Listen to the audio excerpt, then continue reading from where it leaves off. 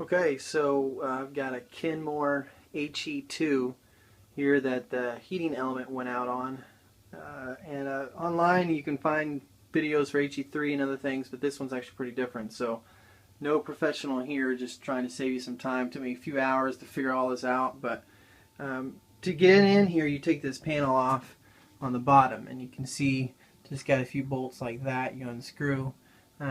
Some videos I've seen you have to take off this like an HE3, but I didn't need to remove that at all. So your heating element is over here on the right. Now I've already taken it out, but I'm just showing you what's in here. This is a little barrier. It's got a bolt here that I think under here that I took off, and that just comes out. And then the heating element is just is gone. This is the case that it sits in. I've already taken it out. It actually sits up in that hole back there. And I've unplugged everything. I'll show you what that looks like here in a little bit. But this case is just sitting up here, and it's really difficult to get to all the screws. And so I just kind of wiggled it and then pulled it up and eventually just kind of yanked it out, which is the way it's supposed to go out. And you can tell here the only thing holding it in the back is this little lip. And so you just got to kind of angle it up like this and kind of pull it out until that lip comes down. And this is the heating element that was in there. And here you can tell this thing is just destroyed.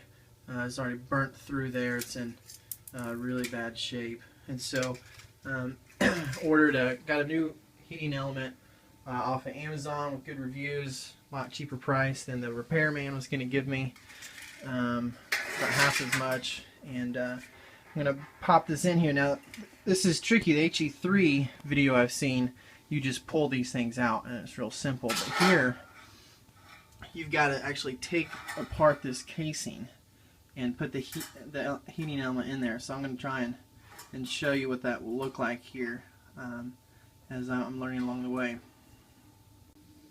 Okay, so here's the casing and the new heating element.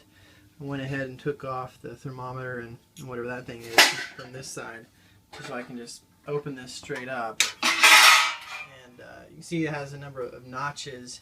You need to match up with these slots, and same thing here on the heating element. So I'll just kind of place that in there and get everything in the right spot.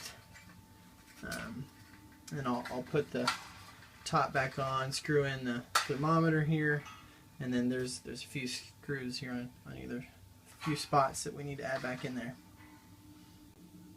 Okay, so I've got the new heating element in there. Just took off everything, placed it in, and then screwed back in. So there's a screw here and on this side, and then two in the back there. You've got two other thermometer and other heating element here, and we'll put this in and connect the cables here.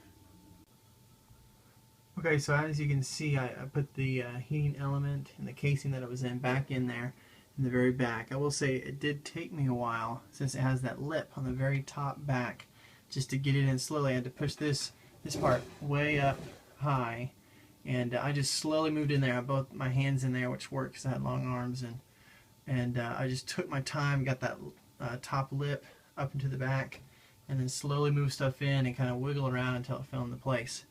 And then I went in here and attached these wires to the different pieces.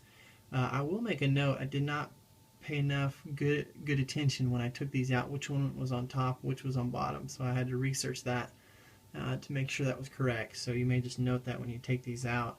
And then the last two here are on the actual heating element. You just need to put those in there. And I'll note, I had a really hard time getting these off for some reason.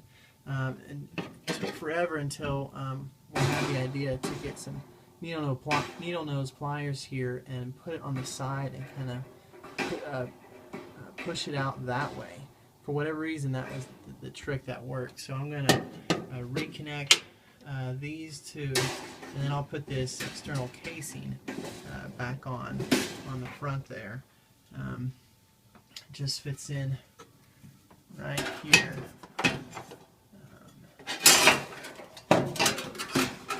And again, there's one screw here and one screw on the bottom. Then this part will be pretty much finished.